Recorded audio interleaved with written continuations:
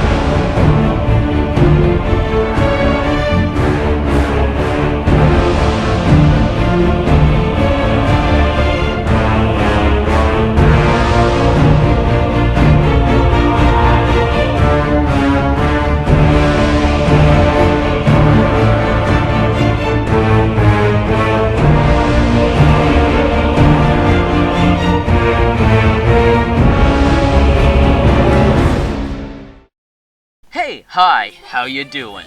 I can't believe no one else has ever done this list before. There's been top 10 scariest video game enemies, top 10 lamest, top 10 most difficult. No one has done their top 10 favorite video game enemies. Well, there's always time for a first, and it looks like I'm the one to do it. So, enemies. They are the bulk of any action game, whether it be a shooter or a hack and slash. Enemies are one of the biggest, the most memorable, the most important, the most substantial and integral part of a game. And in the media of video games, we have fought everything as gamers. We fought dinosaurs, we fought Nazis, we fought zombies, we fought space soldiers, aliens, demons, dragons, you name it. If there is something on this planet that wants to kill us, we have fought it in a video game. And now it's time for me to pick out my top 10 favorite enemies.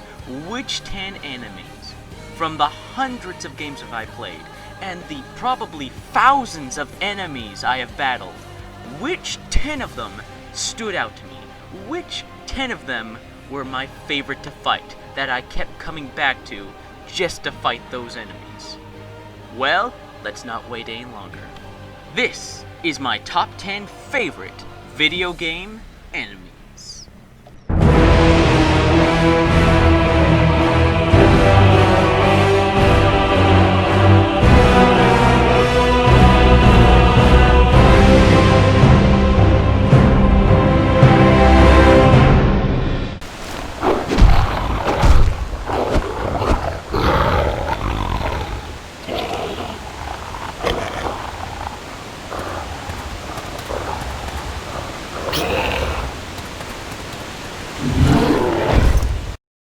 Grunts and Spectres, Titanfall. Now hold your horses before you start typing in the comments. Yes, I know.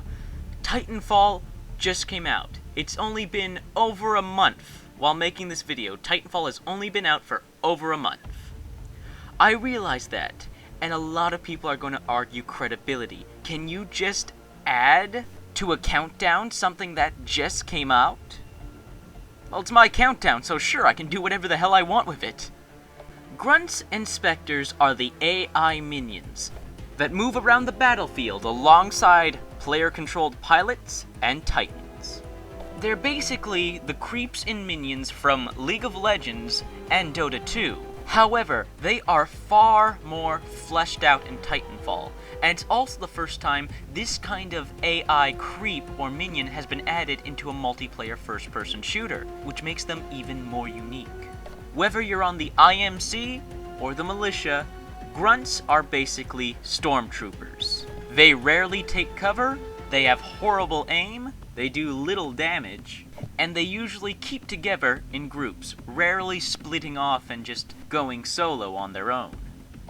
And again, whether you are on the IMC side or the militia, the Spectres are basically what happens when you combine them with a battle droid from Star Wars and a Terminator. Spectres have jump packs similar to pilots and can get up on high areas, such as rooftops and whatnot.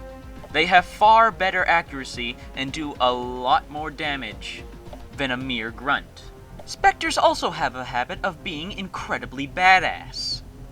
Now, normal foot soldiers and robot soldiers are nothing new in sci-fi video games. However, they're special in Titanfall, Grunts and Spectres. Because, this being a multiplayer game, they add so much flavor and life to the multiplayer matches and make the world seem alive and bigger and gives it that single-player immersive element that I've never seen any other multiplayer game have, in all honesty. While grunts are poor in combat, they are essential to the matches in every game mode. Grunts can act as camouflage for pilots hiding in their groups and ambushing other players looking to get some easy kills. They direct the flow of battle. Where the grunts go, that's usually where the action's gonna go. They even help with objectives, such as hardpoint domination in Capture the Flag, where they will actually help you try and take control of domination points, while at the same time, if you give them the opportunity, they will capture your flag or the enemy flag. And while they lack in combat and challenge, they more than make up for it in personality. Grunts are always talking. They're talking about you. They're talking about what's going on in the battlefield. They're talking about what they had for supper the other day. I'm not even kidding. The grunts have great dialogue that makes them sound and feel like real people that you are fighting alongside. And it makes you sound like a total badass when they talk about all the awesome stuff you're doing in the multiplayer match. And while the Spectres lack that charm of the grunts, they lack personality, they more than make up for it in hacking. You can hack Spectres and turn them onto your side, scoring you some additional points, and even having you build your own mini robot army that will follow you around and help you. It's pretty awesome. I can't believe I'm saying this, but this multiplayer first-person shooter has redefined how creeps in MOBAs should be done. They should have this level of personality, this quality of animation, and this amount of interactivity with them. Grunts and Spectres. Those awesome stormtrooper foot soldiers, and those kick-ass robot Terminators. I love killing them, and I love fighting beside them in Titanfall.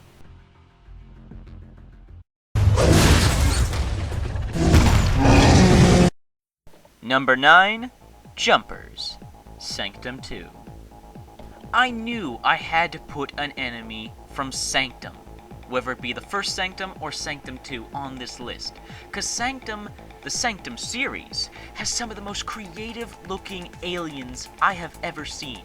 They're cartoony, but they're also so alien. That's the best word I can describe. They look familiar, yet something completely original. Whether it be the iconic walkers, the heavy to take down soakers, or the just plain awesome and incredibly stupid looking bobbleheads. However, there is one enemy that completely changes how this tower defense game works. Being a tower defense game, you build walls, you build towers to hold off all these aliens and keep them away from your core.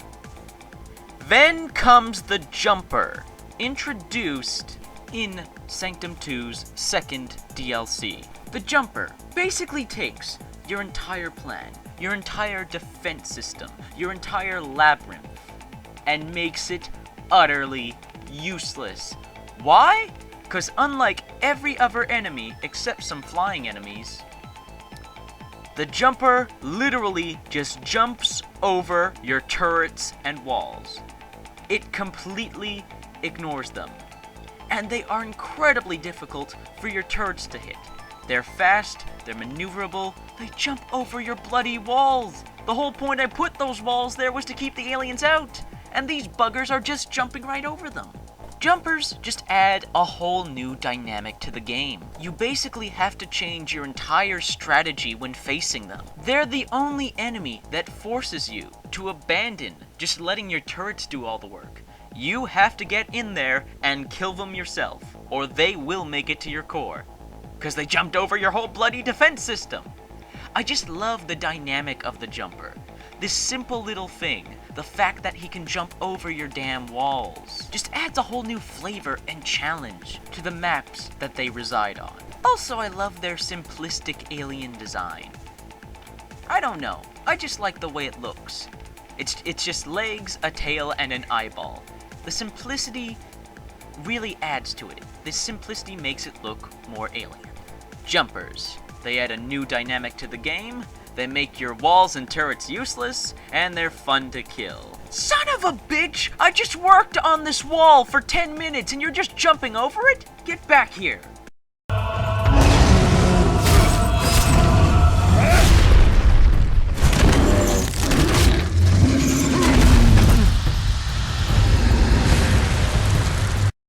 Number 8. Chained Prisoner. Dark Souls. Enemies in Dark Souls are almost just as memorable as the spectacular boss battles in Dark Souls. You'll probably die more to the enemies than the bosses. And oh my, what a variety of enemies we have in Dark Souls. It was really hard to pick just one enemy from this fantastic game. Which of these dark fantasy abominations did I want to put on my list? It was originally a tie between the Worms, the Black Knights, and the Mimics. However, then I remembered something. An enemy. A single enemy. He's not a mini-boss, because he respawns, and he's certainly not a full boss, because he doesn't have a health bar or a name show up. He's just an enemy. A single enemy that guards this one area in the ruins of Oodacil. The Chained Prisoner. First off, his design. It is unnerving, to say the least. He's literally a blob of chains, with legs made of chains, with a giant boulder attached to a chain, which he uses as a mace, and a giant spike, wooden spike sticking out of his back. Dark Souls is known for having this kind of horror element to its dark fantasy, making some of its monsters look more like they're out of horror games than a fantasy game. The Chained Prisoner is one of those concepts. It's very unnerving and spine-tingling to look at. It makes you wonder, what's underneath all those chains? Like any other enemy in Dark Souls, the Chained Prisoner is a challenging opponent. He really puts up a fight, using his mace and spike on his back to great effect. Every fight with this guy is a fight for your life. He is vicious, unrelenting, and packs one hell of a punch. But that can be said for a lot of enemies in Dark Souls. What makes the Chained Prisoner stand out amongst the entire bestiary of horrible monstrosities and opponents in Dark Souls is that we absolutely know nothing about this thing. A majority of the enemies in Dark Souls have a backstory to them. They have some sort of lore that explain why they're in the area that they're in, why they're trying to kill you, why they look like what they look like. We have zero backstory or lore for the Chained Prisoner. He's just there, standing in this dark hallway, guarding a bonfire behind him. Hell, the only way to find out his name is to just, well, look on the bloody internet. Even then, we don't know why he's called the Chained Prisoner. There is so much mystery surrounding this enemy. Why is he a prisoner? Why is he chained? What is the deal with that spike on his back? Why is he trying to kill you? Why is he here? Just in general, what the hell is he? And that's what I love about this enemy. It looks threatening. It's a challenging fight. And it is surrounded in mystery.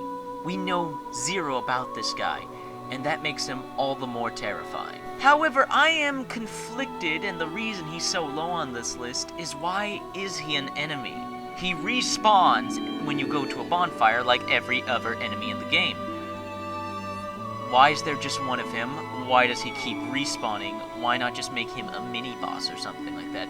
Just the whole game design aspect of the Chained Prisoner confuses me, and makes him slightly lower on the list. Still, a great enemy though, and a great mystery. Worth visiting him in Dark Souls. Just be prepared to get your ass kicked.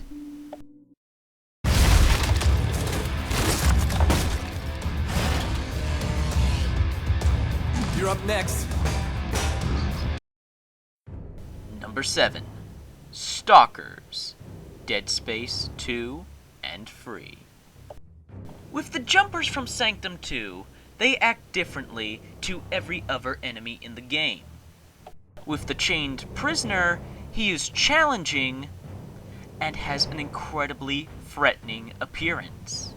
And then there's the Stalkers from Dead Space. First introduced in Dead Space 2, Stalkers are easily and arguably one of, if not the most terrifying, challenging, and well-designed necromorphs in the Dead Space series. Stalkers act differently to every other one of the space zombie necromorphs in Dead Space. Every other necromorph charges at you, trying to kill you. The Stalker hides. The Stalker takes cover. The Stalker waits for the perfect opportunity to strike. The Stalker, unlike every other necromorph in the game, shows intelligence. Also, the Stalker is incredibly up looking. I mean, seriously, what is the Stalker even a necromorph of? It doesn't look like a person, doesn't look like a dog. The Stalker in itself is also, like the Chained Prisoner, a mystery. We don't know what it's mutated from. What corpse was used to spawn these things? Whatever it was intelligent, and it was deadly as all hell. The Stalkers are challenging and add a whole new dynamic to the gameplay. Stalkers take cover and hide behind corners in their environment. If you're lucky, they'll stick their heads out to take a look and see if you're there, giving you an opportunity to take a few pot shots at them. When ready to attack, Stalkers will jump out of their cover and charge at you, attempting to ram straight into you and deal a huge chunk of damage. Stalkers usually work together in packs. You'll rarely see one going solo. Stalkers are just so different. The fact that they behave completely differently to their fellow necromorphs. And I cannot lie, I immensely enjoy killing Stalkers in a specific fashion. Stasis, javelin gun, pin them to walls while they're charging at me. That never gets old. Also, the Stalkers have incredible audio quality. The noises they make, their footsteps, it makes them seem so much more alive and more creepy. But then again, the Dead Space franchise is known for having its fantastic audio work. Out of all the bestiary of space zombies that are the necromorphs, the Stalkers stand out as a formidable foe in Dead Space.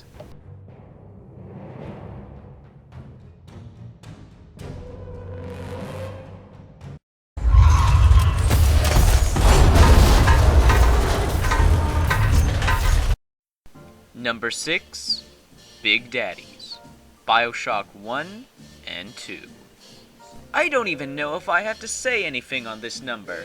They're the Big Daddies, and if you've played BioShock, you know they're iconic, and they're a hell of a challenge. In the underwater city of Rapture, the Big Daddies are the hulking guardians of the Little Sisters. Both of which, as we know, are incredibly iconic characters from video games. The Little Sisters being creepy and having a tragic backstory and having an integral part to the gameplay in both plot and gameplay. But where there is a little sister, we all know they will have a Big Daddy following them around. While the exact process of creating a Big Daddy is a mystery, we know this. They are people, usually men, put into hulking, modified diving suits, and then having something most unpleasant happen to them, and are tasked with protecting Little Sisters with their lives, killing anyone who dares lay a hand on their little sister. So yeah, the Big Daddies really got the tragic backstory down. But let's get this out of the way. Yes, the Big Daddies look awesome. Their design is original, unique, and imposing. These things look incredibly threatening. They sound incredibly threatening. The noises, the audio of the Big Daddies is spectacular. But all that would mean diddly squat if they weren't fun to fight. And they most certainly are. Now, little sisters have Adam. You need Adam. You need to go through the Big Daddy to get the little sisters to get Adam. But how you go about engaging the Big Daddies is all up to you. Will you lure the Big Daddy into a room full of turrets that you've hacked? Will you lay waste to him with every plasmid you got? Or go in guns blazing and use your arsenal of destructive weaponry to take him out? However, none of that will mean jack if you aren't on your toes and ready for a challenging fight. And since there are 3 types of Big Daddies, it adds up to 3 very different and unique challenges. For instance, the classic poster boy for BioShock, the Bouncer Big Daddy, focuses specifically on melee combat, hitting you with charge attacks, drill attacks, just relentlessly beating down on you. And then we have Rosie, who focuses specifically on ranged combat, shooting at you with a rivet gun and placing down mines to try and blow you to pieces. And then we have the Big Daddy specific to BioShock 2, the Rumbler, who focuses on grenades and turrets, trying to blow you up and tear you apart with little robot minions. No matter which Big Daddy you go up against, it's going to be a challenge, it's going to be fun, you're going to get a big reward at the end of it, and get the satisfaction of knowing you fought one of the most iconic enemies ever in video games. The Big Daddy surely lives up to his name. He's iconic. The designs of all the different types of Big Daddies are astounding. I love the designs of the Big Daddies. They're horrific, they're steampunk-esque almost. They just have a certain quality, a feel, a look to them that's all their own. Big Daddies. Not much else to say. Play BioShock. We shall ourselves protect. Humankind canst not abide here henceforth. Lay down your arms. Now, some enemies really add to a game. They change the way the game plays. They're challenging. They have a unique look. Several of them are intelligent, put up a damn good fight. But sometimes there is that enemy that is just so f***ing funny.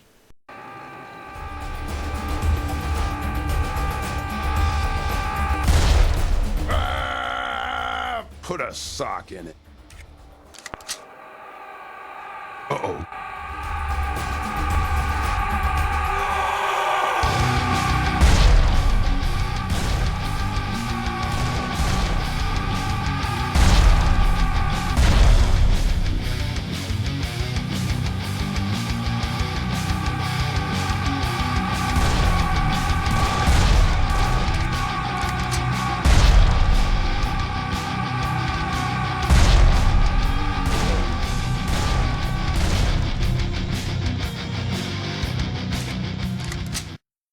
Number 5. Beheaded Kamikazes. The Serious Sam series. It doesn't matter what Serious Sam you are playing. Beheaded Kamikazes will always be in them. And in each and every game they are in, they are hilarious and they are stupid. Just the concept of a headless dude with 2 bombs in each hand, running towards you and screaming at the top of his lungs before he explodes and tries to kill you. It's hilarious! It is absolutely hilarious and something you can only get away with in a video game or possibly an anime. Beheaded Kamikazes are not an intelligent enemy. Literally, all they do is run at you as fast as they can from any direction they can reach you the fastest and try to commit suicide and take you with them. But it's just so damn funny. Their iconic scream is absolutely hysterical. The design, the concept for the beheaded kamikaze is just filled with so much stupid and pure fun. They're just so much fun. They're fun to kill, even though they don't put up much of a fight. But when they're coming in at you, hordes and hordes of beheaded kamikazes, it's so much fun. It's pure entertainment. Hell, it's even a bit nerve-wracking, because there's so many coming towards you. If you miss one, they could take out a big chunk of your health or kill you if they actually are able to fulfill their purpose. But I'd be lying if I didn't say that they add a real dynamic to combat. When you're fighting all these other enemies who are trying to stay alive and trying to kill you, whether it be shooting at you, meleeing at you, the beheaded kamikaze adds a whole new element. When you're worrying about all these enemies shooting at you or trying to melee you, you've got this one guy who will do a huge chunk of damage and doesn't give a crap about its life and just wants to do a huge chunk of damage to you. They're the ones you target first, because if they hit you, they will hurt. And as I said before, there's a real intensity to fighting droves and droves of them. Beheaded kamikazes. Such a hilarious concept. Such a silly design. You gotta love the beheaded kamikazes. They're just so much fun.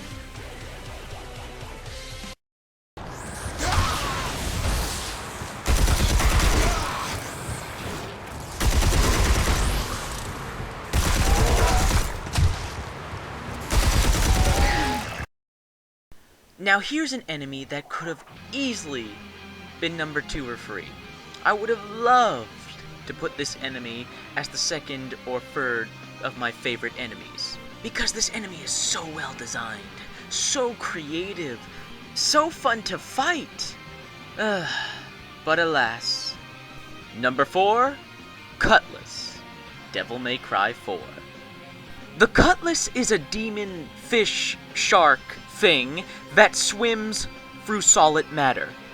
It swims through the walls, the floor, and the roof. That in itself is genius!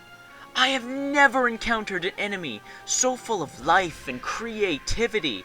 The Cutlass is so creative. I love the design of this thing. It's like taking a swordfish to the next level. The Cutlass is just such a creative creature that I can't help but love it. Leave it to Japanese video game designers to come up with something incredibly crazy and wacky and creative. The Cutlass, as I said, swims throughout the environment, popping out from time to time, or swimming by you with a slice trying to deal you some damage. Cutlasses are constantly moving around, and you have to keep your eye on them. Focus on one for too long, and another one will get you in the back. They also have a habit of jumping out of their swimming environment to give you a good slash, and lose a huge chunk of health. Now don't think just because these things swim in solid matter doesn't mean you can't give them a good fight. Shooting at them with any ranged weapon does a little bit of damage and slows them down, giving you a chance to perhaps slash them, keep them in place, and finish them off, or grab them with your devil arm and send them flying. I just love fighting the Cutlass, which is such a shame, cause you only fight them twice throughout the entire game of Devil May Cry 4. Once as Nero, in the same place, and once as Dante, in the same place, but this time with poison gas. It's such a wasted opportunity. I would have loved to fight the Cutlass several more times. They're such a creative and fun and challenging enemy, and it's a shame they're regulated to this single area. Granted, fighting them once as Dante and once as Nero adds some different elements to them. Creating the fight with these enemies, you only fight 4 Cutlasses at once in these 2 encounters, unfortunately. The first time, you fight them as Nero, and with Nero, you have access to your Devil Arm, and with your Devil Arm, you can pull off some sick grab and execution moves, which are awesome for when you stun a Cutlass, grab them, and spin them around. Of course, you can also use your awesome sword and gun too to take them out, but why do that when you can grab and spin? And when you fight them the second time as Dante, the arena is now filled with poisonous gas, which means you're sort of on a time limit. So there's this kind of rush to defeat the Cutlasses as quick as possible. And when fighting Cutlasses as Dante, you have access to his huge arsenal of weapons and different combos and moves, giving a very fresh and challenging and fun feel to the second fight. The Cutlass are such a creative, fun, challenging enemy, and I wish we fought them more than twice throughout the entire game of Devil May Cry 4. I totally would have put these guys as my second or third favorite enemy of all time. They are that good, they are that fun, they are that creative. I just love the creativity and design of this creature. I can't specify that enough. The Cutlass, a demon swordfish with a hell of a creative design.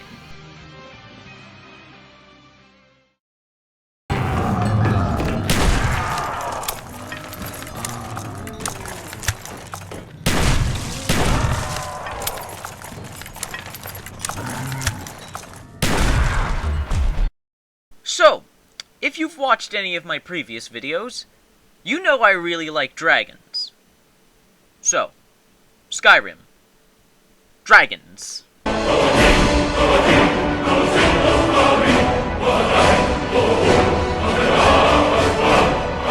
Do I even need to explain myself here? They're f***ing dragons! You're fighting f***ing dragons!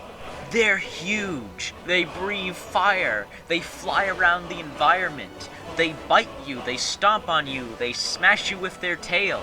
They're a visual treat of epicness.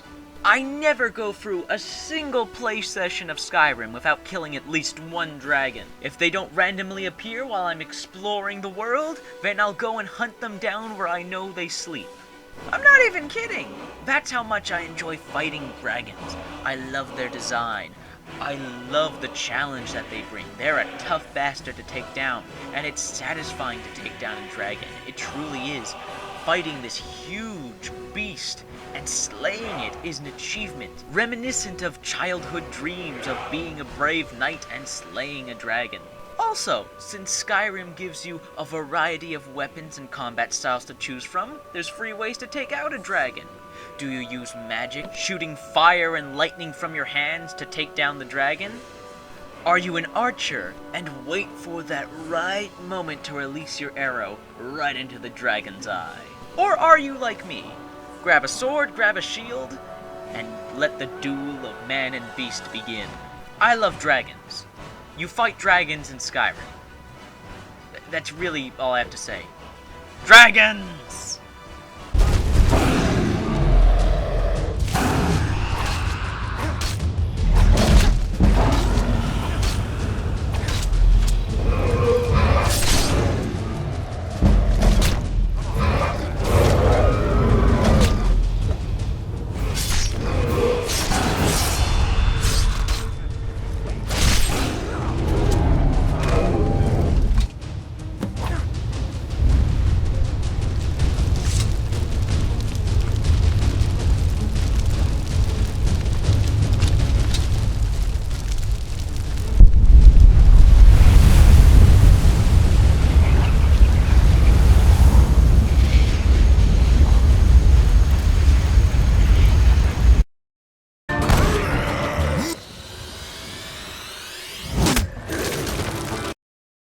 So, I was really anxious to see what enemies we would be fighting in Mass Effect 3.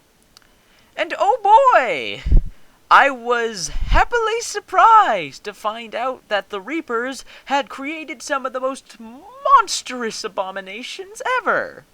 Now I know I'm kind of cheating with number 2 here, but what can I say? These two enemies go hand in hand with one another. Number 2, the Banshees and the Brutes from Mass Effect 3. One is a horrifying hybrid of Krogan, Anturian, and Reaper tech. The other is what happens when you take the beautiful Asari of the Mass Effect universe and turn them into Slender Man's counterpart. Both these enemies are terrifying and horrific in design. It makes the Reapers themselves that much more threatening that they can turn aliens that you have seen, creatures and people that you have seen, and turn them into these horrific beasts. The Brute is, well, a brute. It's a giant enemy that focuses on melee attacks. Heavy melee attacks that do a crap ton of damage. Brutes usually, surprisingly, travel in packs. However, sometimes do go solo.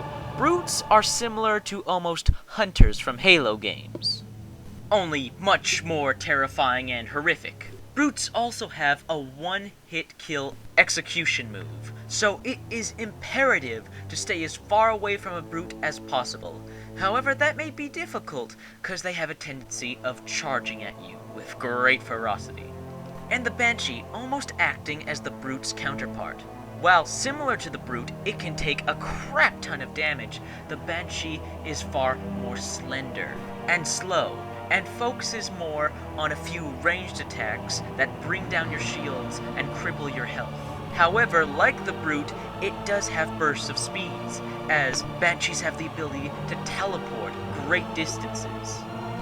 Banshees are also infamous for their one-hit kill executions.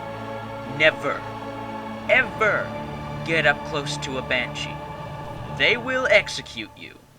Banshees can also go into this special state, where they take less damage and do a hell of a lot more, for a limited amount of time. Banshees and Brutes are basically the heavy enemies for the Reaper faction in Mass Effect 3, but they stand out the most because of their design, their tactics, and unlike all the other heavy enemies in the game, Brutes and Banshees are found sticking together quite a lot of the time. Banshees providing this Warp Blast attack that cripples health and shields, while the Brutes go in for the melee kill. Brutes and Banshees are just so equally terrifying, and they're an excellent duo of monstrosity. I can't see Banshees and Brutes being separated from one another. They fit together like, well, peanut butter and jam or salt and pepper. They're just two horrific, alien, monstrous mutations that you will be dreading and can't wait to fight, because they are a challenging and fun enemy to overcome in Mass Effect 3.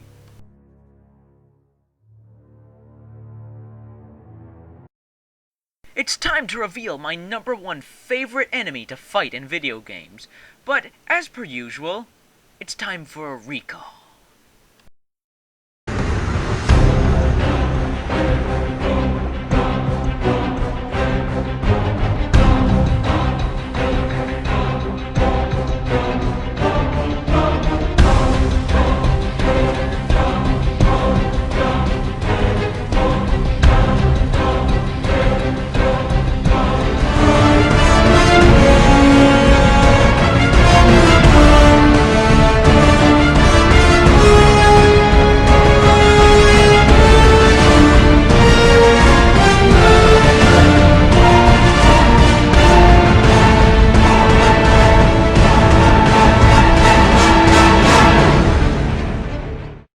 Now, the Crysis games are my favorite single-player first-person shooters.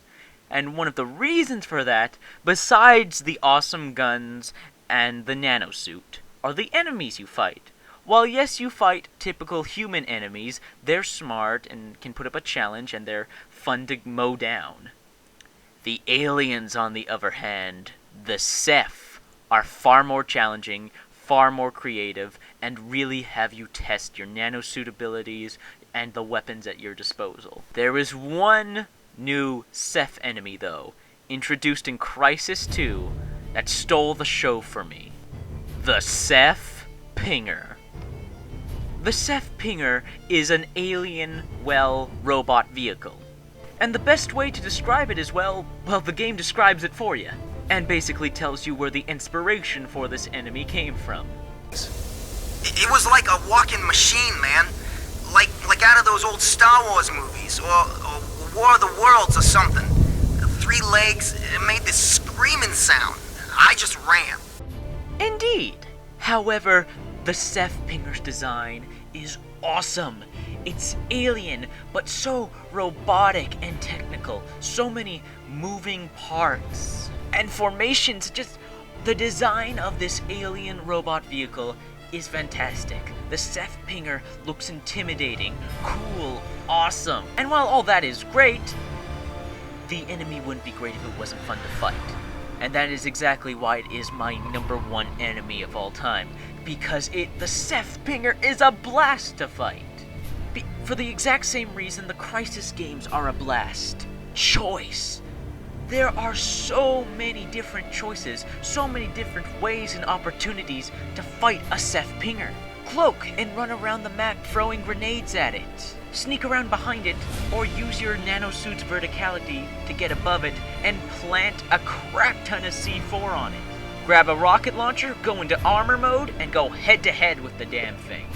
Or use your typical ballistics weapons, a shotgun or a rifle, and hit the Seth Pinger's weak point. That glowing, shaking engine behind its back, or behind its head, if you will.